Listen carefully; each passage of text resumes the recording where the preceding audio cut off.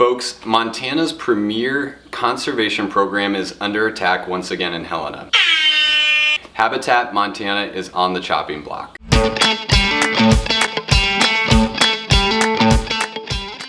Guys, this is my house, or at least a corner of my house. My name is Marcus Strange, and I am your host for Above the Tree Line, a video series brought to you by the Montana Wildlife Federation. You may recall from our last episode that we talked about how Habitat Montana is one of our most important conservation programs. Just how good is this program? It's better than sliced bread, it's better than watching Office reruns, and it's better than that TikTok video your Aunt Velma sent you last night. It only took lawmakers a few weeks to set their sights on Habitat Montana, and now we have a two-pronged approach to attacking our most valuable conservation program. For the sake of a fun analogy and to keep myself entertained, let's consider Habitat Montana Batman. I'm Batman, and I love Habitat Montana.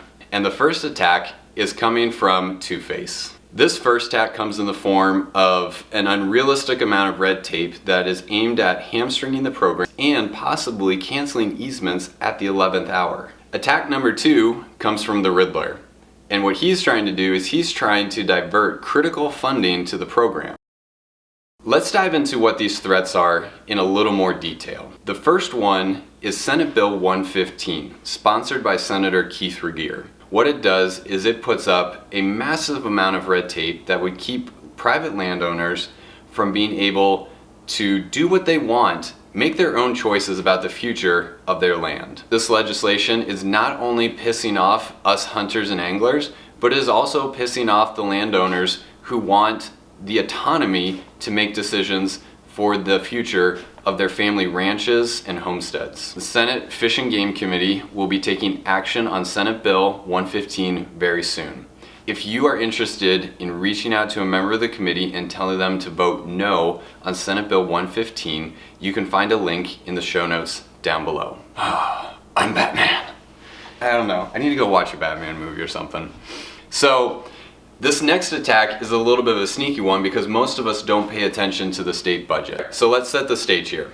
Last November, Montana voters passed Ballot Initiative 190.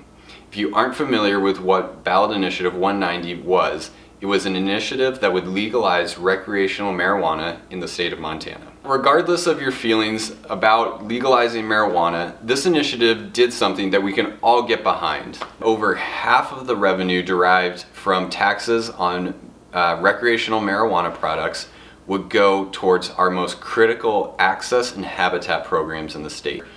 Almost $9 million of that habitat and access and public land funding would be directly to Habitat Montana. This would essentially put Habitat Montana on steroids and allow us to add more public land for hunters, anglers, outdoor recreationists. All of us would benefit from the revenue that we would derive from this taxation.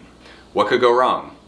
Well, there's a lot of politicians who, as we've talked about before, just don't support the idea of more public lands or improving public access. And they've set their sights on this shiny new source of funding and are looking to redirect those funds and, even worse, ignore the will of the Montana voters. Should Montana lawmakers be able to ignore our votes willy-nilly and do what they want with the funding that we've allocated for the things that we care about? Our take is they should not. In fact, we've started a letter and you can join the hundreds of other Montanans who have already signed it by going to the link below in our show notes. It only takes 10 seconds to sign. I just did it. You can do it from your phone or laptop, and it will make a critical difference in the fight to protect the funding for Habitat Montana and our other important public land programs. Folks, thank you to everyone who has already stepped up and helped. We couldn't do this work without you. Lawmakers are only in Helena for a few short months every other year, and so while they are here, we must make the most of this time. Thank you so much for watching this video. I'm learning a lot, and I promise you they're only going to keep getting better. If you like the video, give it a thumbs up, drop a comment below, and subscribe so that you can be alerted when another video is coming out. My name is Marcus Strange, and this has been Above the Tree Line. See ya. Bye.